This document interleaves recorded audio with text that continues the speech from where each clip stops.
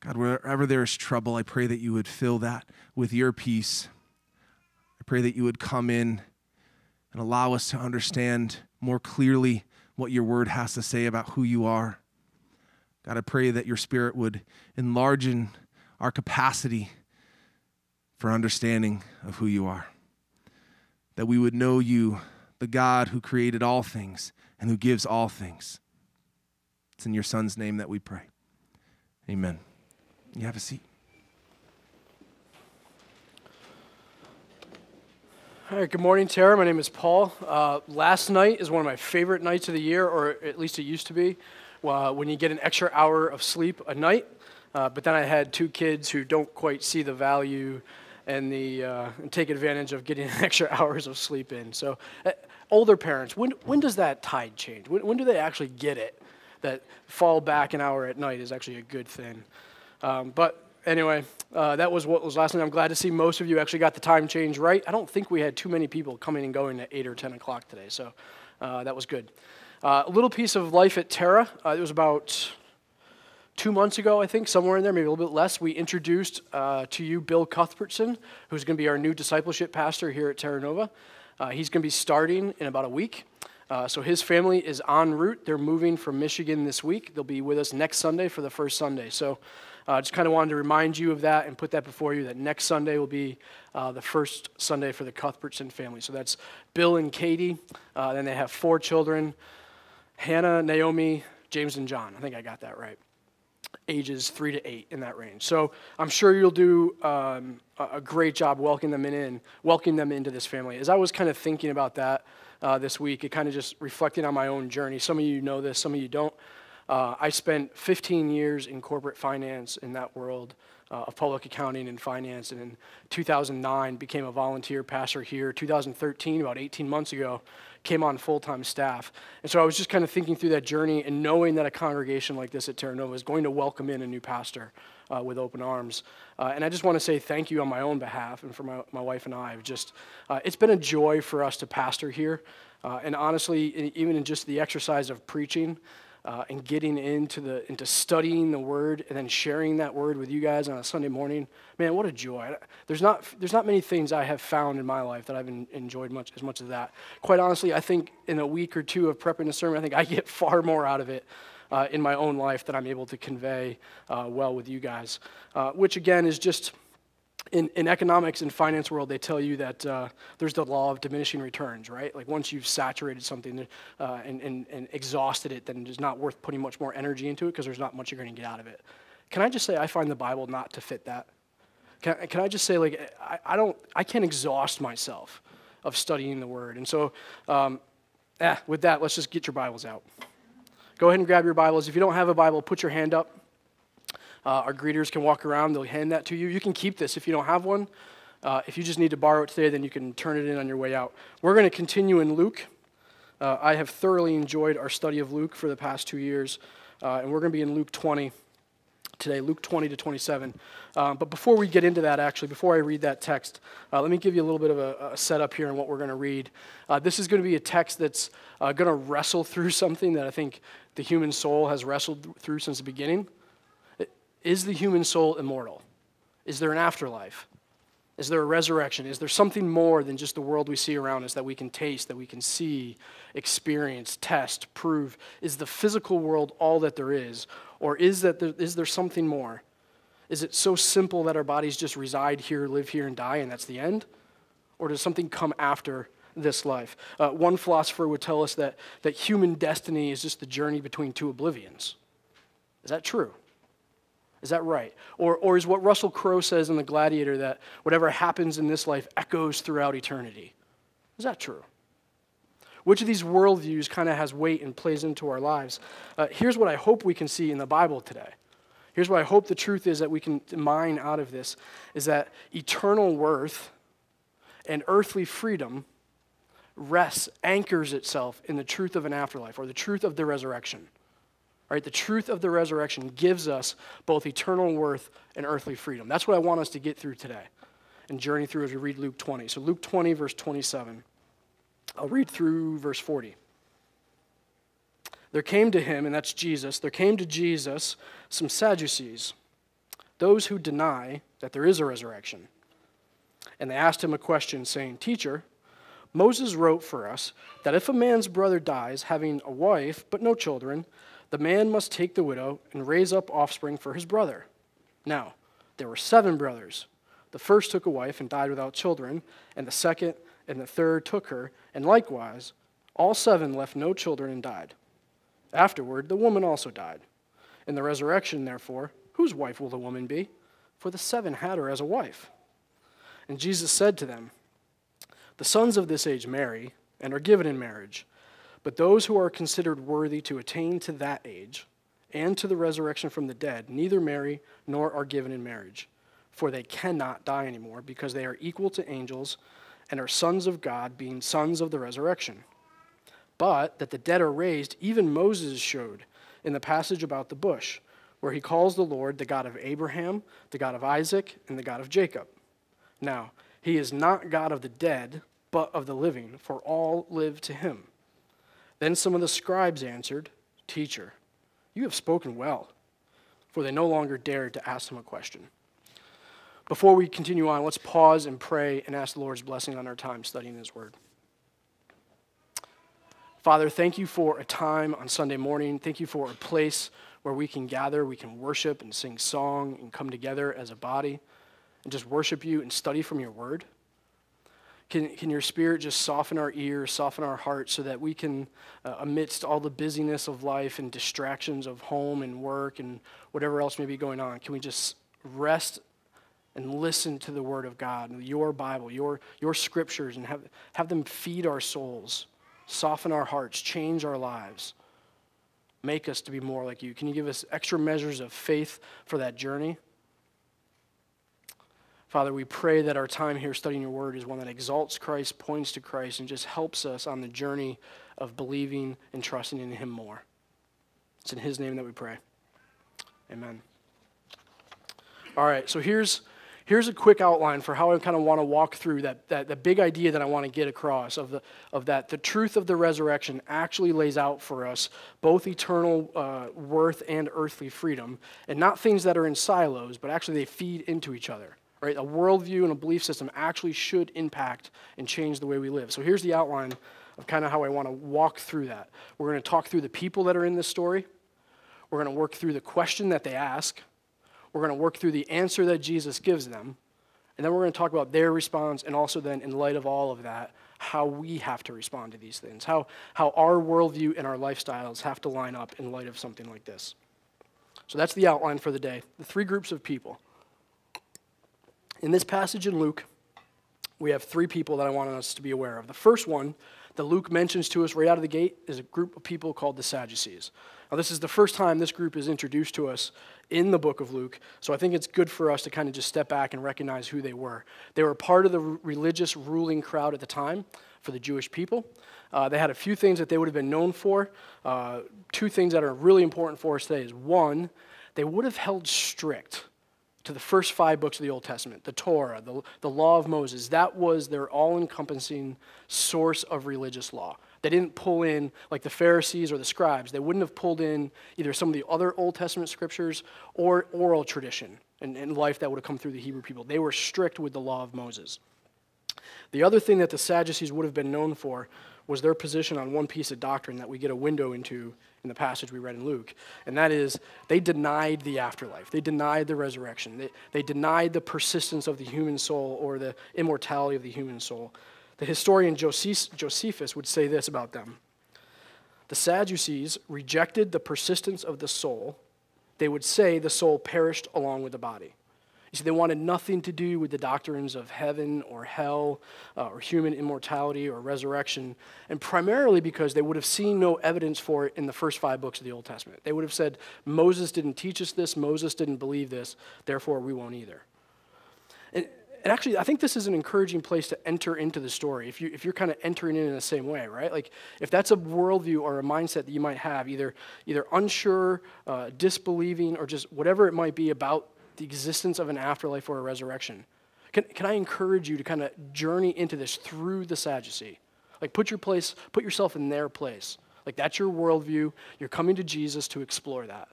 Like, use them to enter in. I think it's okay. I hope this is a safe place to kind of wrestle through those questions if you have them. This should be a safe place.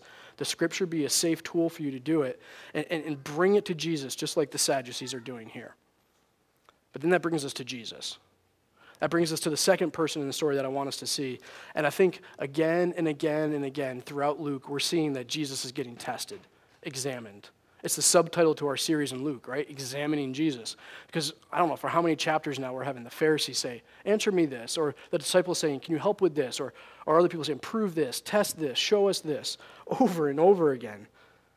Jesus is just getting peppered with questions.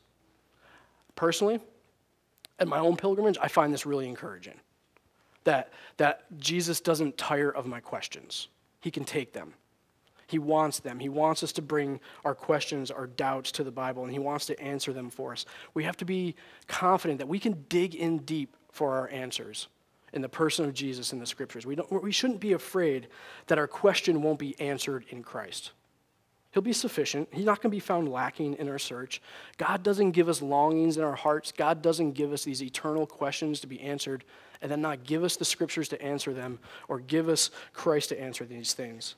There's a yes that can be found in Christ to all of our questions and searchings. I find that very comforting. And I can see that in the journey of Luke, of how many people are testing him for these things. The third group of people is the scribes. It's the group at the very end of the passage. We don't even know they're there till the end. We've mentioned the scribes a number of times in our journey through Luke so far. For today, here's what's really important to know. The scribes and the Sadducees didn't have the same opinion on the afterlife. The scribes actually believed in the afterlife, the resurrection, the persistence of the soul, and this was actually a pretty main piece of tension between the two groups in the religious party. In fact, in other pieces of scripture, a number of times we would be told they're arguing about this. The Apostle Paul is going to use this little hand grenade at a point in Acts when he's in front of the Sanhedrin. He gets that they're both there. He just says something about the resurrection, and it just tempers flare up, and then kind of Paul sneaks out the back while these guys are arguing with each other about the resurrection. So with the Sadducees, that's what's important to keep in mind about the scribes today. We'll come back to that a little bit later as we talk to that. The Sadducees, so now throughout Luke, 20 chapters in, they're seeing the scribes and the Pharisees and everybody bring their worldview, their theology to Christ and having testing him. They decide it's their time to get their doctrine of the resurrection in front of Jesus. So let's look at the question. The question they ask comes right out of Deuteronomy 25. And in Deuteronomy 25, there's a law in the book of Moses, or in the law of Moses there, that they're referring to when they frame up their question. Here's the scripture that kind of is the undergirding, the foundation to their question. It's Deuteronomy 25, verses 5 and 6. If brothers dwell together, and one of them dies and has no son, the wife of the dead man shall not be married outside the family to a stranger. Her husband's brother shall go into her and take her as his wife and perform the duty of a husband's brother to her. And the first son whom she bears shall succeed to the name of his dead brother, that his name may not be blotted out of Israel. So the law here has a purpose. It has a purpose in a world where death reigns, right? It has a purpose where if there's not somebody to carry on the family name, the law of Moses put in something in place explicitly for the purpose of be fruitful and multiply and carry on the family name. But the question the Sadducees are asking are taking that law and they're taking it to an extreme. And by asking or taking it to extreme, they're attempting to show the absurdity or the impossibility of an afterlife. They're trying to get Christ to acknowledge and kind of come in agreement with them and saying that if there's hypothetical scenarios here on earth that we can't figure out and how they impact eternity, then eternity doesn't exist, right? Like how on earth, pun intended, could an eternal God figure out a mess that we humans create? All right, that's what they're trying to get to, the absurdity of the law taken to an extreme. Honestly, as I kind of thought about this in preparing for this, I was like, it felt a little silly to me at first. Like, I'm not really sure why they're trying to do this and how they're getting there. Kind of a rather silly way to build a case for the lack of a resurrection based on this law about marriage. But before we dig in too far, I think if we're honest with ourselves, I think we can just step back and recognize that maybe not with something like this, but we play this game all the time. I think if we honestly assess our pilgrimage, we do this too. Do we build worldviews based on something that out of God so that only what we can understand about him? We only take the pieces we can understand and then we build a worldview out of that. Do we put him in a box? right? And avoid the mystery and the awe-inspiring pieces of God. And we take only the pieces that make sense to us and figure if they don't make sense to us, then they can't exist. Because we try to make God so much smaller. Do we play games with the truth of God, what he has said, who he is? Play games with Christ or the gospel because maybe we don't want to deal with the implications of those things. I mean, consider, what's the question behind the question the Sadducees are asking? I think that's where we have to get into. We have to dig into. Why wouldn't they want an afterlife or a resurrection? What's the question they're really getting at? So play this out, right? Play out the worldview of an afterlife, no existence of an afterlife, resurrection. Play out that worldview. How does it then match, or how does it then feed into a lifestyle or actions?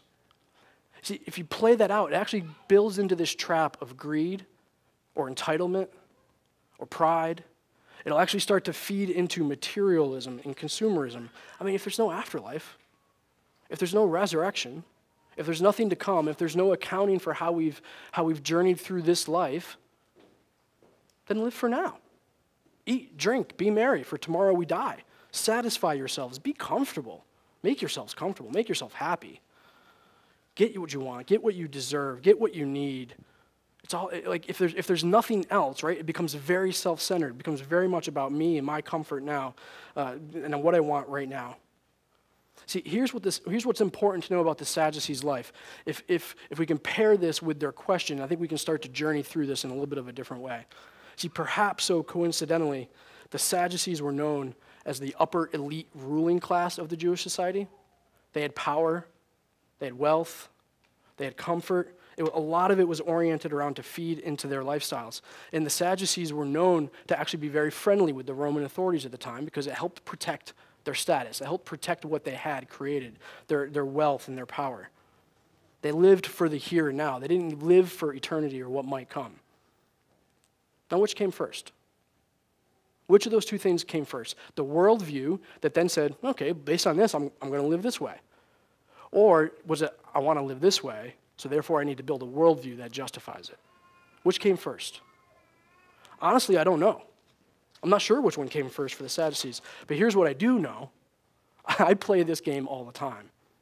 I think we as people play this game all the time. We're drawn into living for the here and now much more easily than we are drawn into living for eternity or in light of who God is. I'm far more easily convinced to render unto myself that which I think is mine versus rendering unto God what is God's.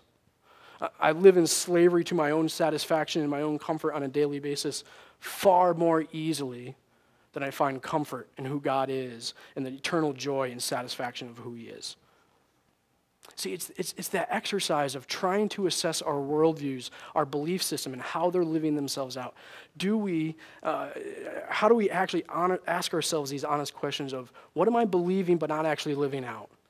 What am I changing about or taking what God has said? What do I tweak and modify and not really take hold of it because I don't want it to actually change the way I have to live? Or are we much more comfortable changing who God is, what he has said, or not really accepting it, rather than changing who we are, rather than who God is? You see, honestly, I think this is a really hard thing for us to journey through. I think it takes a really self-aware person to be able to line up our actions and belief in a really concise way. If I could encourage you with one thing, I would say this. Ask somebody to help you with this journey. Ask a spouse. Ask a really trusted friend. Ask a tribe member. Help me journey through. Is what I'm saying about God and these things, is what I'm believing actually lining up with how I'm living? Or do you see inconsistency or places where I need correction? The value of community in this aspect, I think, can't be overstated. It's like the proverb of a trusted, a hard word from a trusted friend. I'm butchering that, sorry. Actually has value. Right? Ed, help me out. Did I get close enough? There you go. Wounds of a friend are faithful. Right? Ask a friend for honest assessment of how you're lining these things up. The value of community can't be overstated. One of the beautiful things about Jesus here in this passage is I think he actually sees through our questions, right? He actually sees the question behind the question. He knows where our hearts are believing, where they're not believing, or where there's disbelief. And I think he actually does that through his answer that we're going to walk through. So if we can walk through his answer, here's a few pieces I want to pull out of his answer. 3 things, really.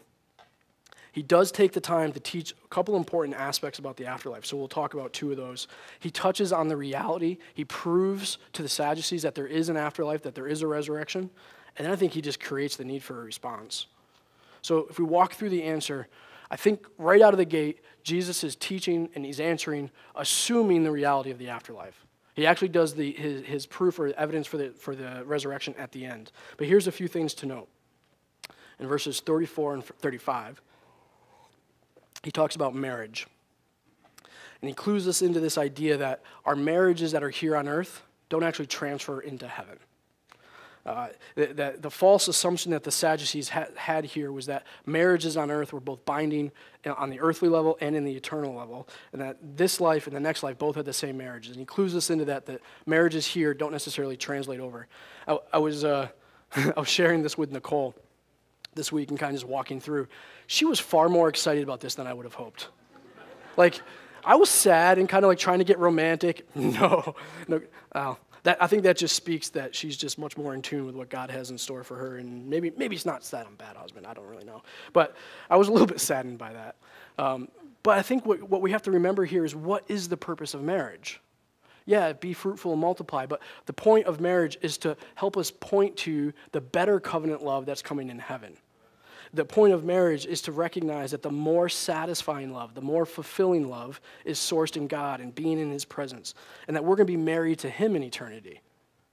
Right? The point of marriage is to kind of clue us into that. It's going to be far better for my wife in eternal or in heaven with God eternally to be loved by Christ in his fulfilling and complete way than to be loved by me, a broken man. That's going to be far better for her than to continue to be married to me. And I think there's a place here to kind of caution us to emphasizing earthly marriages, especially if we're single or journeying through broken marriages, fragmented marriages. The hope of a greater love still awaits you. There's a better love coming, and Christ is preparing that place for you to come and bring you back. Like, the be-all, end-all of love is not earthly marriage. Right? There's a better hope in what Christ is doing for you in an eternally satisfying and perfectly loving matrimony with himself. I hope there's some hope and comfort in there. I hope there's a level of, let's not make earthly marriage the idol of what the definition of love is either. And I think the other thing that Jesus teaches us about the afterlife is in verse 36. It's a quick one. I'll move by rather quickly. I think he teaches us that, like angels, there's immortality. We're not going to die anymore. Death will not reign in the resurrection. We're going to be immortal, eternally living with God, which can sound good, and we can quickly move by that, but sit on that. Dwell on that. Everlasting immortality in the presence of a holy God. I'm not even sure we can wrap our brains around that. What we know is that joy in this life is always muted by death, by sin, by brokenness, by pain. But can we even fathom there? None of that exists, right? It's whole, it's complete, it's fulfilling with God. Everlasting immortality in the presence of God. Something to consider. I think it's hard for us to wrap our brains around. I think those are some of the quick details that Jesus teaches us. And then I think he moves to making his case for the existence of the afterlife. And I think he does so in a brilliant way. I think he does so by going to the same source material that the Sadducees actually trusted in, respected. It's the only thing they really would have held on to. And Jesus goes there and speaks their language. Right? We talk about this all the time, of being incarnational. Like, speak the language that people understand. This is just great wisdom, even for just dialogue. Know it is who you're talking with. Know what they believe, know what they say, and speak their language. And talking with the Sadducees here, who only relied on the first 5 books of the Old Testament, the law of Moses, that's where Jesus goes to talk about the reality of the resurrection. He reasons with them and speaks out of that which they know. And it's directly tied, his answer here is directly tied to the very nature of who God is. See, I think what Jesus is getting at here is you cannot separate God from the eternal soul. You cannot separate God in the resurrection. You cannot separate God in the human immortal soul. And even if we just deny the existence of the spirit life or that soul, or that other life, then we would be denying the existence of God, who is spirit. You can't separate these things. You can't pull them apart. And in verse 37 to verse 38, Jesus goes to the passage about the bush, which we would know as Exodus 3. It's the story we all played with felt boards in Sunday school, or we have seen in Charlton Heston movies or whatever, right? It's when Moses interacts with God in the desert. It's when the nation of Israel is in slavery in Egypt.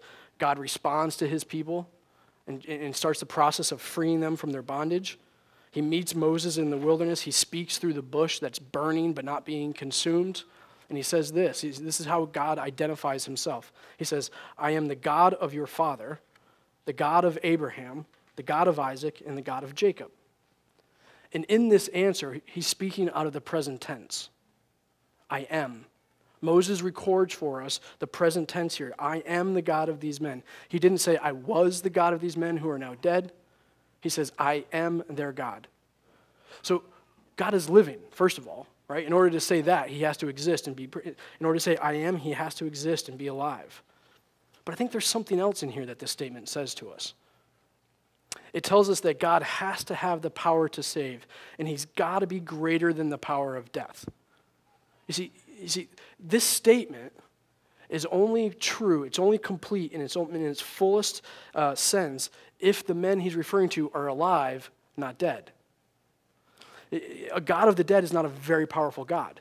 In fact, death would then be more powerful than who God is if death would separate God from his creation eternally. It's not a very powerful God. And speaking in the present tense, he's communicating he's a God who is alive, and he's a God who has the power to make these dead men alive. And by using Moses to go through this journey, Jesus now shows the Sadducees the reality of that there is more to this life. Moses believed it, Moses taught it, Moses recorded it, and so should they. And to this, the Sadducees get silenced. They recognize that now their worldview that they've created is at odds with their lifestyle.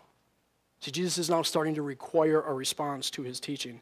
He requires, we see this all the time throughout Luke, is that he's drawing lines in the sand, saying, choose, follow me. He requires a response. Jesus always requires a response to his teaching.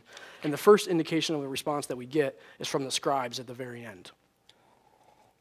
It's that group of people I mentioned quickly at the beginning, that they had a different worldview, that they believed in the resurrection, they believed in the afterlife. And their response to this teaching is, teacher, you have taught very well. I can just imagine, right? Like, they're, yes. Yes, you just silenced the Sadducees. Good job. They see Jesus on their side. Now, we cut off at verse 40. Stay tuned, because next week, Pastor Ed's going to teach us through the next passage, where Jesus just kind of turns his gaze to the scribes and begins correcting them on something.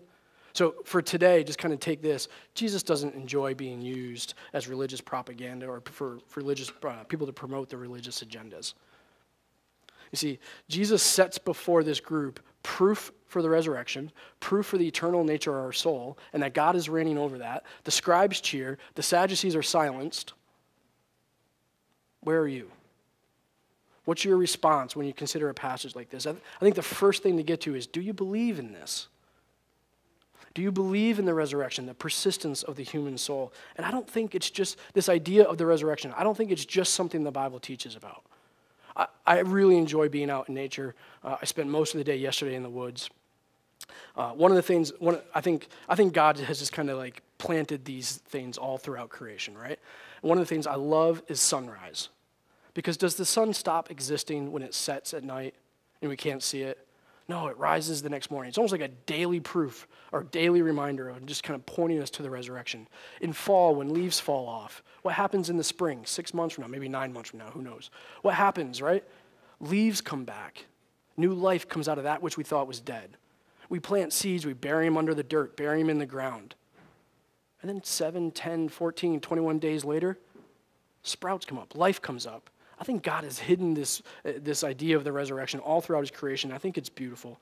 I think our souls and minds crave this.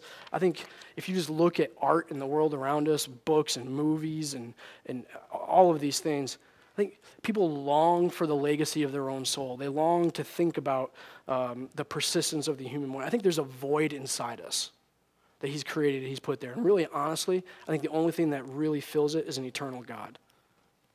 But if we can just believe these things, if we can start to enter that journey of saying, okay, the human soul has persistence. It can be immortal.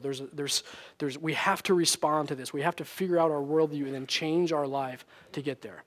And I think Jesus knows this. I think that's why he gets us to these places where we have to respond. It's been said there's two things for certain in people's lives, right? What are the two things? Death and taxes. I think that's half true. I think death is one of those things that is certainly true. I would say two things, death and sin. I think we all die. We all sin.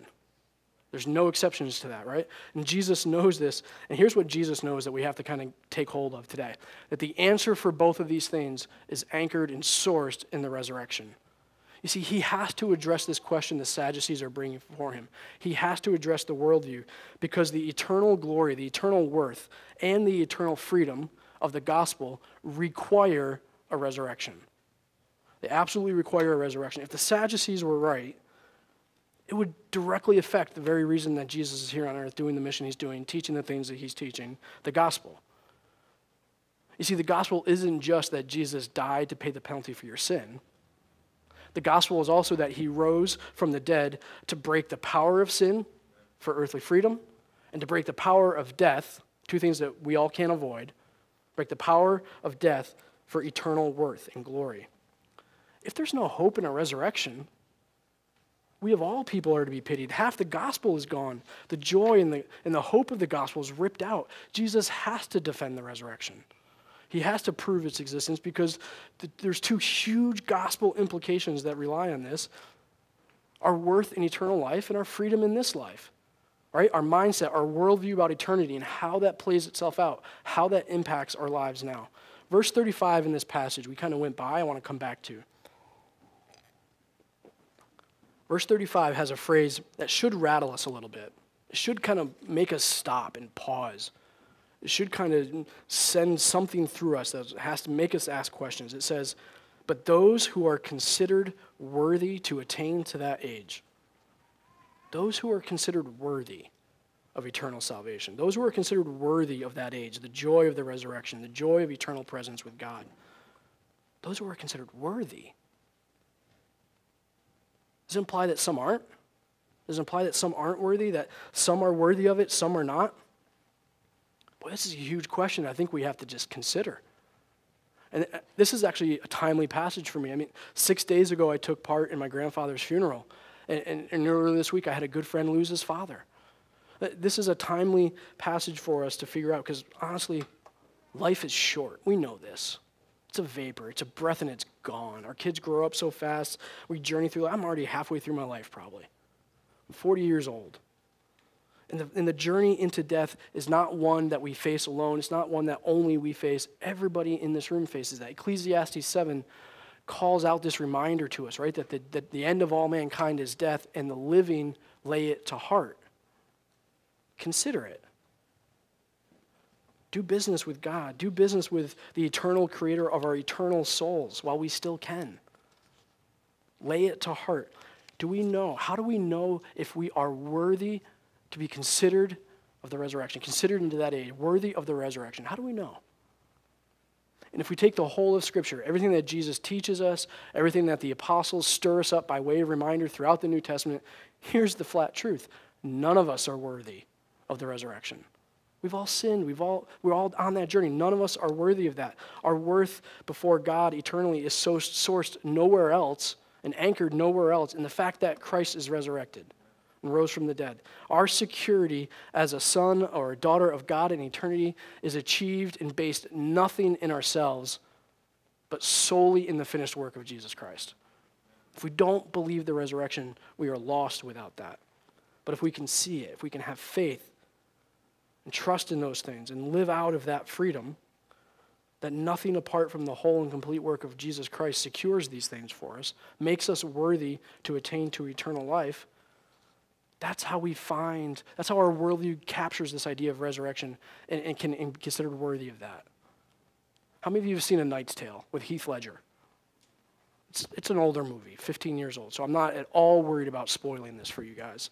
It's kind of a cheesy movie. I kind of like it, though. Here's a synopsis of that storyline. Heath Ledger plays a peasant boy. He's born into poverty, but he just wants to be royalty and compete in royal games. So he fakes his identity, he lies, he starts competing, it's found out, he gets in trouble. But along the way, he has befriended a prince unknowingly to him. And towards the end of the movie, the prince actually knights him and changes his stars is the way that it's praised or phrased in the movie. The prince actually makes him a knight, makes him royalty so that he can compete in the games, changes his destiny, not out of anything that Heath Ledger did, but simply because the prince chose to do it, chose to say, you are now a knight. There's a glimpse of the gospel in there. Right? Because the Son of God has chosen us to allow us to partake in his eternal royalty, we can. Not because of anything that we have here, not because of our earthly peasantry, but our stars are changed because Christ allows us to partake in his worthiness. Now, consider how this worldview, right? If that's the worldview that we have to lay hold of and believe and have faith in, how does that play itself out? How does that change our lives? Right? Consider, if Heath Ledger, after he got up from being knighted and made royalty, then decided, I made a mistake, I'm going to go back to be a peasant. Like we would say, fool. Fool. You're royalty now. Live out of the place of royalty. It's what you wanted, you have it. What does if we have in our minds that we can live in the royalty of Jesus Christ, how does that change us now? And it frees us up, earthly freedom, because what we know is that the resurrection also doesn't just conquer death, it conquers sin. It can free us up from being in bondage to ourselves, our own desires, our own flesh, our own religions that we make up. If we can take hold of both the eternal resurrection and what that means for the weight or the worthiness of our souls, it should change the way that we live because we can realize that in that same source of the resurrection of Christ, sin is conquered. It's put to death. And I'm not just making this up. This is something the Apostle Paul teaches of. Turn over to Romans 6. In Romans 6, I'm going to read verses 5 to 11. And here's how the Apostle Paul teaches us that what the resurrection of Christ accomplishes for us. Romans 6, verse 5. For if we have been united with him in a death like his, we shall certainly be united with him in a resurrection like his. We know that our old self was crucified with him in order that the body of sin might be brought to nothing, so that we would no longer be enslaved to sin. For one who has died has been set free from sin. Now, if we have died with Christ, we believe that we will also live with him. We know that Christ, being raised from the dead, will never die again. Death no longer has dominion over him. For the death he died to sin once for all. But the life he lives to God. So you must also consider yourselves dead to sin and alive in Christ Jesus. The resurrection of Christ has broken the power of sin over us. Let's live that out. Let's live in that freedom. It's not that the presence of sin around us is gone. It's not that we're perfect. We daily fight that battle of the temptation of sin. But the truth that we can lay hold of and take claim of is that we are no longer enslaved to it because of Christ. We no longer have to be defeated by it. We can start to taste. We can start to see that to say yes to Christ is better than saying yes to any sin that we might be tempted with. That's the freedom that we can live out and that Christ provides for us, that to say yes to him, to say yes to his word is better than whatever it is that's crying out for our attention, our desires, our passions, our comforts. I'm going to close with a little bit more of the Apostle Paul. In 1 Corinthians 15, he kind of, in classic Apostle Paul fashion, he gets going and then he kind of gets off into a praiseworthy benediction almost. Then he repeats himself because it's such a glorious thought that he's talking about. And so the whole of chapter 15 is kind of, it can be a little choppy to read a little bit. So I took pieces of it and I'm just going to try to skinny it down. But he's walking this back through, right? Line up the worldview, line up the truth about Christ's resurrection, what that means for you eternally, the worth you have there, and then what that means for your earthly freedom in this life. So here's a bunch of verses out of 1 Corinthians 15. For I delivered to you as of first importance what I also received, that Christ died for our sins in accordance with the Scriptures, and that he was buried, and that he was raised on the third day in accordance with the Scriptures. Now, if Christ is proclaimed as raised from the dead, how can some of you say that there is no resurrection from the dead? But if there is no resurrection of the dead, then not even Christ has been raised. And if Christ has not been raised, your faith is futile, and you are still in your sins. then those who have fallen asleep in Christ have perished. If in Christ we have hope in this life only, we are of all people most to be pitied. But in fact, Christ has been raised from the dead, the first fruits of those who have fallen asleep. For as by a man came death, by a man has come also the resurrection of the dead. For as in Adam all die, so also in Christ all shall be made alive. The truth of the resurrection should anchor our faith, anchor our souls. I'm going to invite a time of silent prayer, a time for you just to journey through prayer here in a minute. But here's how I kind of consider this as you approach a few minutes of prayer I'm about to give you. Think about this story that we just kind of walked through, and think about how you might be responding to this. Where are you in this journey? Are you somebody who still just needs to believe in the persistence of the human soul and the afterlife and trust that Christ has been resurrected from the dead for you? Pray through that. Or is it that you would say you believe it, but you're just struggling to figure out how to line up that belief system with your worldview, and you need to live in the freedom that Christ's resurrection has broken the power of sin over you? Pray through those things. Consider those things. Trust that the worth of Christ can eternally secure you. Our freedom in this life, our worth in eternal life, consists of nothing more and nothing less than the finished work of Jesus Christ. That's the hope of the gospel. So I want to invite you to pray through those things. Pray through your response to this and in this word of God. And after a few minutes, I'll kind of invite the band back up and close us in prayer, and we'll move into communion. So go ahead and pray for a minute.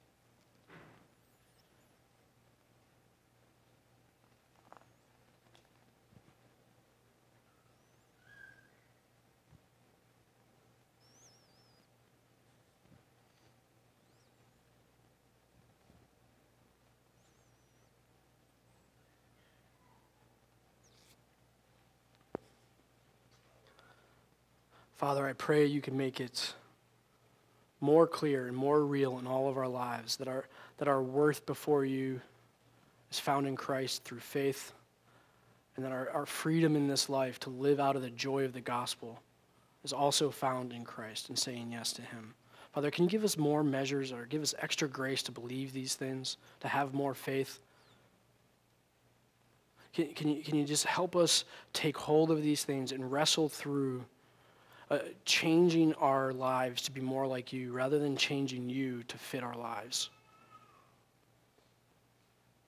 Father, I pray as we journey out of here today and into the week that we can just rest in that the death of Christ is our life, that we can take hold that his resurrection is our peace, that his ascension into heaven is our hope, and that his prayers are our comfort. Awaken us to those realities, please. It's in Jesus' name we pray. Amen. We're going to move to a time of communion. There'll be two songs that Rob and the band will lead us through. You can come forward. There'll be a team of people holding the broken matzah, representing the broken body of Christ.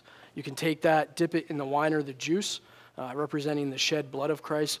And just when you come to the table this week, just remind yourselves that there's nothing you add to this work of Christ. His death and his resurrection seals the deal. You don't have to continue striving. You don't have to continue laboring. He is your righteousness. He is your joy. And come celebrate that when you come forward for communion. Amen. Let's stand together. Let's use these two songs to prepare for this time of communion.